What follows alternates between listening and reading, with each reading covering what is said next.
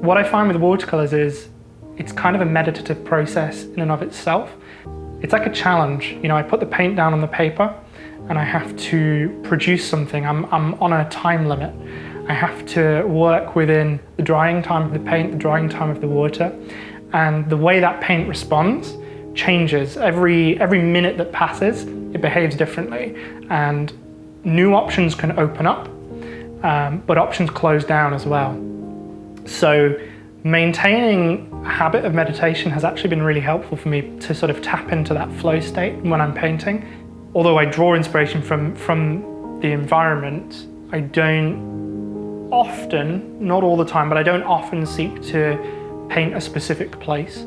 The main approach that I have to painting is really just about kind of raw creative expression. It really is a case of getting the paint down on the paper and then just painting for the sake of painting, just trying to find a painting in what I've done already. The paint has its own way of kind of painting itself. It almost feels a bit like cheating at times. Like I put the paint down and really until it's dried, you just can't know what it's going to look like. And it also, it's a good way of teaching yourself not to abandon things, because actually the number of times I've got partway through a painting and it's not quite going the way that I want it to.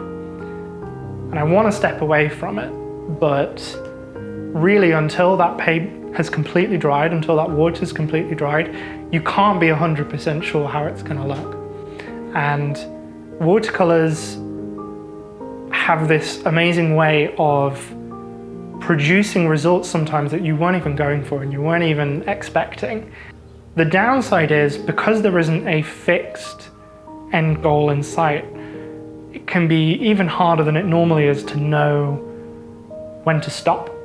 You kind of never, well, speaking for myself, I'm sort of never happy with the end result. I can be happy with it, but it's never quite finished.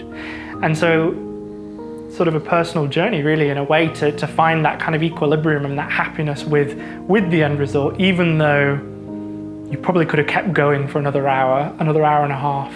There comes a point where I have to stop my urge to keep going and say, no, this is the painting. This is what I set out to do.